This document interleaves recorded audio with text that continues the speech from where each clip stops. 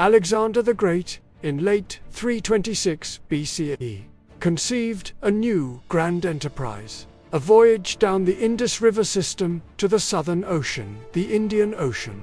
This ambitious undertaking required the construction of a massive fleet and would lead his army through uncharted waters and hostile territories, further testing their resilience and his leadership as he sought a new route back to the heart of his empire.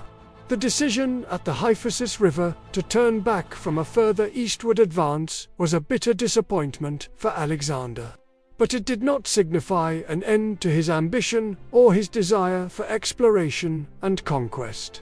Instead, he rechanneled his energies into a new, equally audacious plan: to sail down the great rivers of the Punjab, the Hydaspes, Aesanines, Hydroutes, and eventually the mighty Indus itself, to reach the Southern Ocean, which we now know as the Indian Ocean or Arabian Sea. This voyage would allow him to explore vast new territories, subdue any hostile tribes along the riverbanks, establish new cities and garrisons, and potentially open up new trade routes.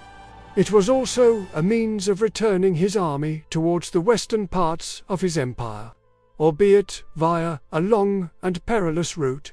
Preparations for this riverine expedition had, in fact, begun even before the mutiny at the Hyphasis. Alexander had already ordered the construction of a large fleet of ships on the banks of the Hydaspes River, near his newly founded cities of Nicaea and Bucephala. Shipwrights, engineers, and craftsmen, including Phoenicians, Cypriots, Carians, and Egyptians, who had accompanied his army or been recruited from the coastal regions he had conquered, were put to work felling timber from the nearby forests and building a diverse array of vessels.